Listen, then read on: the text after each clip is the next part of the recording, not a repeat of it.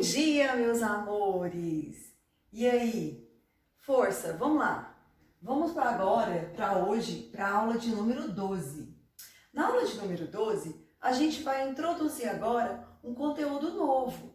Nós vamos agora falar de termoquímica.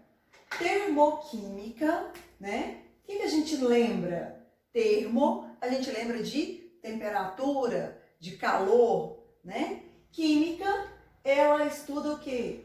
A química estuda a estrutura da matéria, estuda as reações químicas. Então, termoquímica é a parte da química que estuda a energia envolvida nos processos químicos, ou seja, na reação química, quanto nos processos físicos. Exemplo de processo físico, as mudanças de estado físico também envolvem trocas de energia, trocas de calor. Falando nisso, vamos buscar, relembrar um conceito que vocês estudaram lá na física. O que é calor? Calor é energia em trânsito. Como assim energia em trânsito?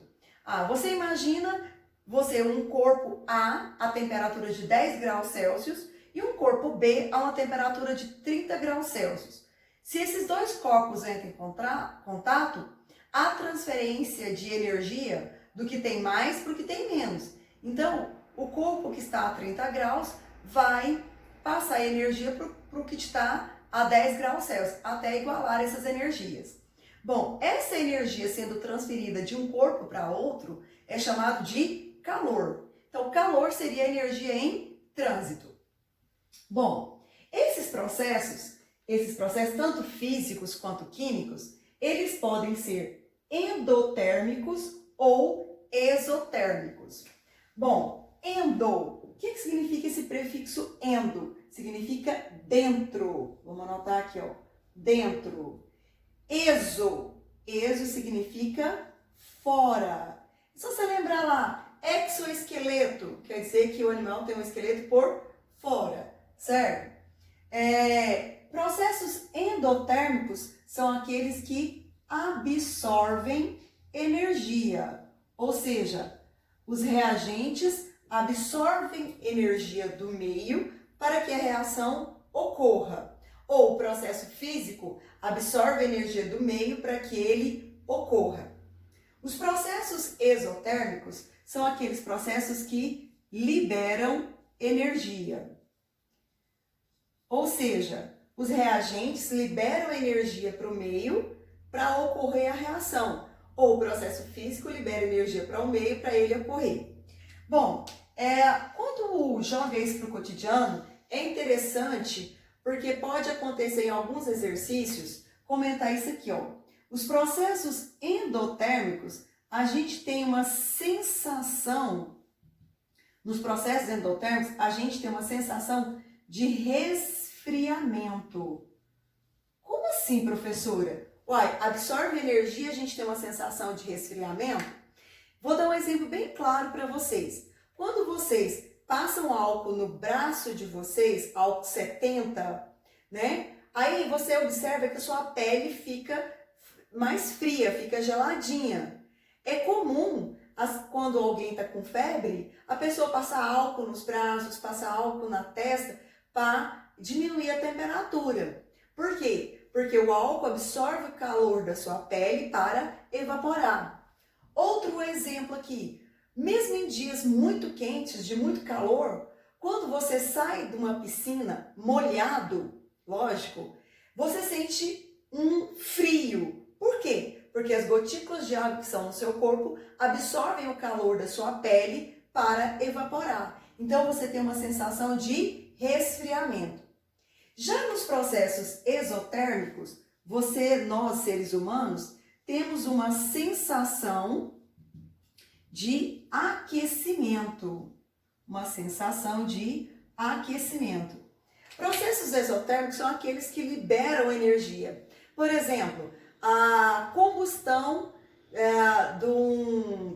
de um carvão. Você imagina você fazendo churrasco, você coloca lá a combustão do carvão. Quando você se aproxima da churrasqueira, você percebe que está quente. Então, a combustão é um processo exotérmico e a gente tem uma sensação de que está acontecendo um aquecimento. Bom, então, os processos físicos e químicos podem ser divididos em endotérmicos e exotérmicos, ok? Bom, já que a gente falou de mudanças de estado físico, vamos relembrar essas mudanças de estado físico. No estado sólido, como eu já falei, as moléculas se encontram mais unidas, fortemente ligadas. Lembra das ligações intramoleculares? Elas estão fortemente ligadas. No estado líquido, as moléculas já estão mais afastadas. No estado gasoso, as moléculas já estão afastadas. Então, o que acontece? Quando uma substância passa do estado sólido para o estado líquido, está acontecendo uma fusão. Ou seja, a substância no estado sólido precisa absorver energia para enfraquecer as ligações e passar para o estado líquido. As moléculas do estado líquido têm que absorver energia para romper essas ligações que unem essas moléculas para passar para o estado gasoso. Líquido para gasoso, vaporização, né? Vaporização. Então, o processo de vaporização é um processo também que absorve energia. Porque do estado sólido para o estado líquido, as moléculas estão se separando, né? As ligações estão sendo rompidas. Então, absorve energia.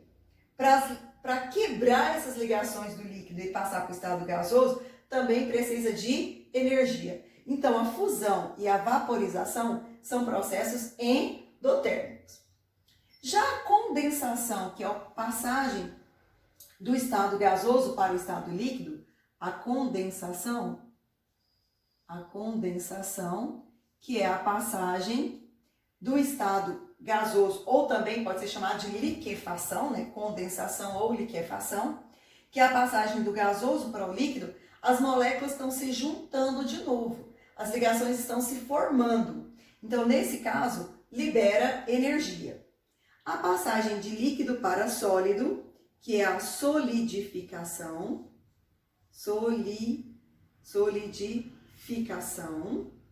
opa, vamos consertar isso aqui bonitinho, solidificação, a formação dessas ligações, então a liberação de energia. Então, e a sublimação, aqui a gente pode ter a sublimação sólido para gasoso e a sublimação de gasoso para sólido, que é a mesma coisa. Então tá, então as mudanças de estado físico, de sólido para líquido, de líquido para gasoso, daqui para cá, ó, essas mudanças aqui, ó, sólido para líquido, líquido para gasoso, são mudanças endotérmicas. Então a fusão, a vaporização, a sublimação são processos endotérmicos. Já a condensação, a solidificação, a sublimação inversa são processos exotérmicos. Certo? Ok?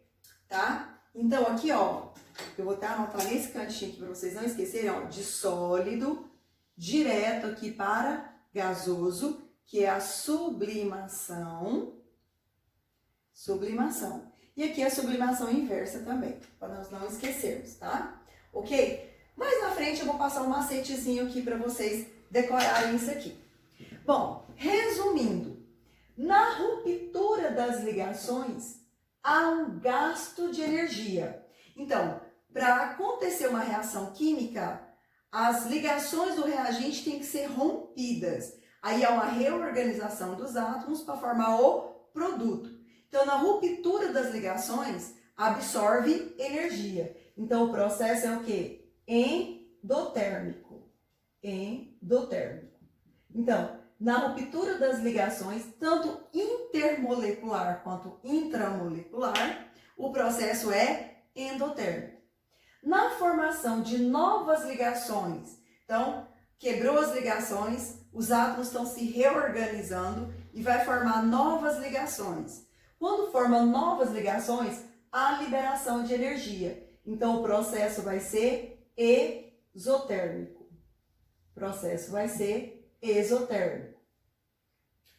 Tem um termo que a gente vai usar muito que é entalpia de reação.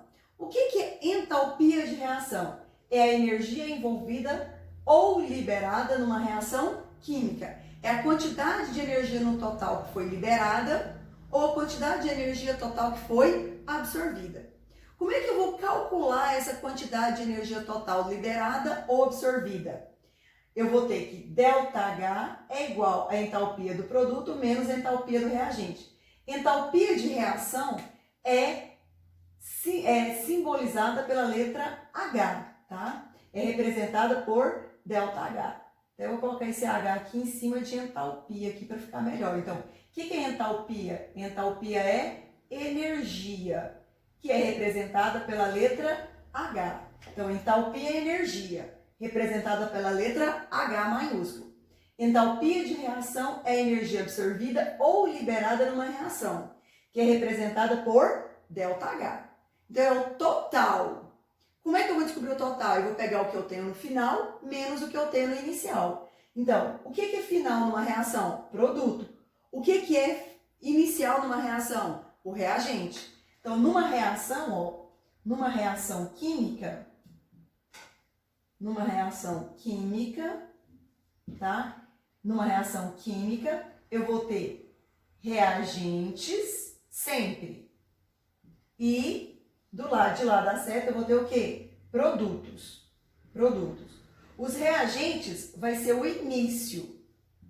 O reagente vai ser o início.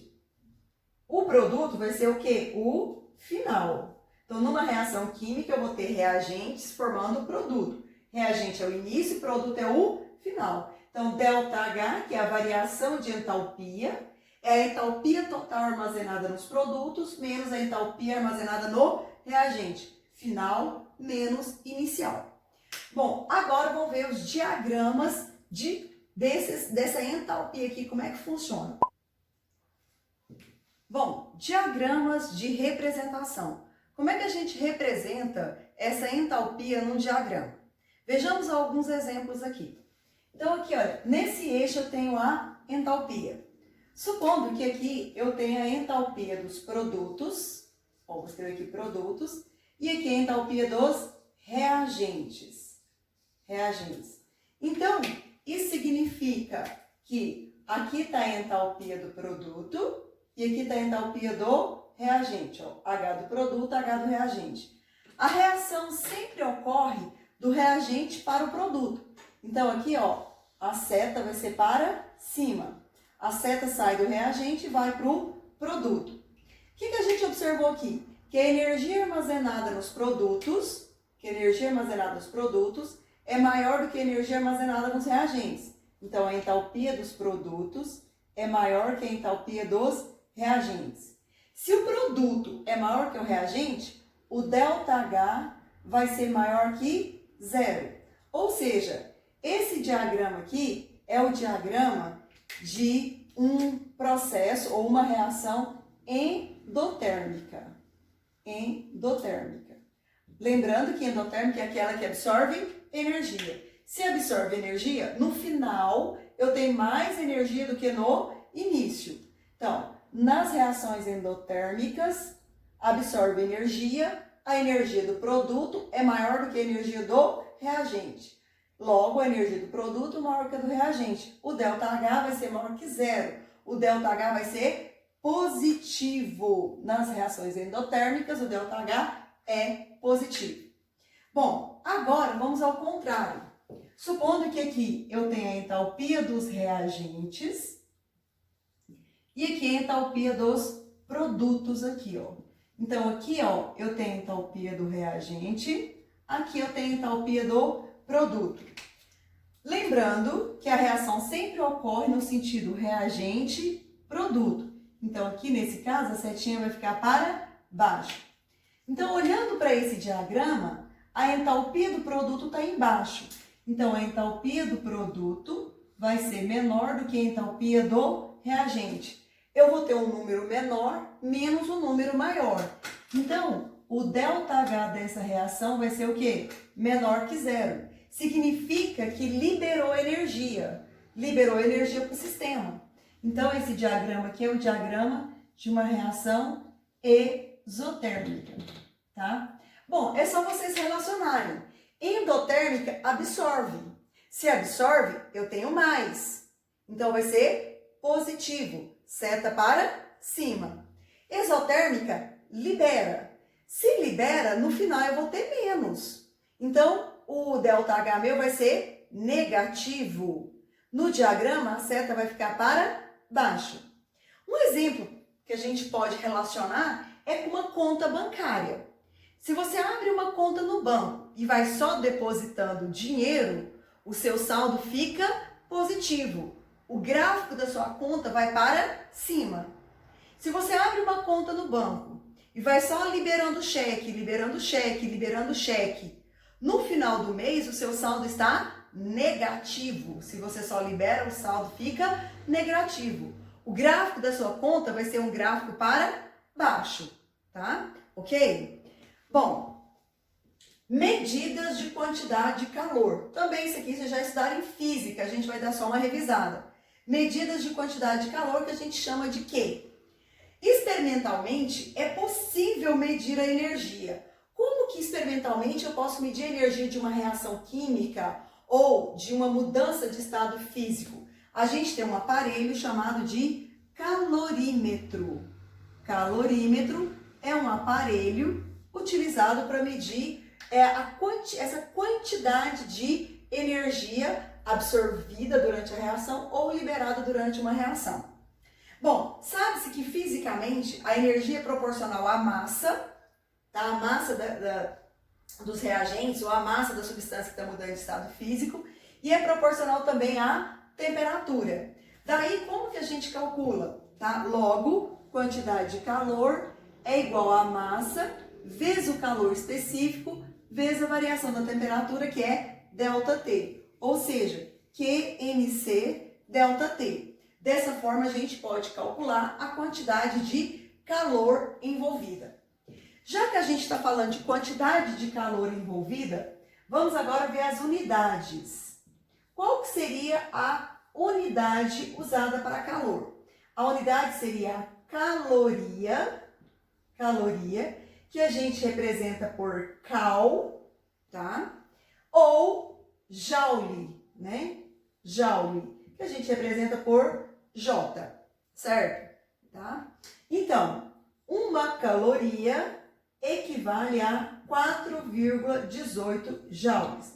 Isso é importante vocês saberem, porque às vezes o exercício te dá os dados em caloria e pede a resposta em joule, ou vice-versa.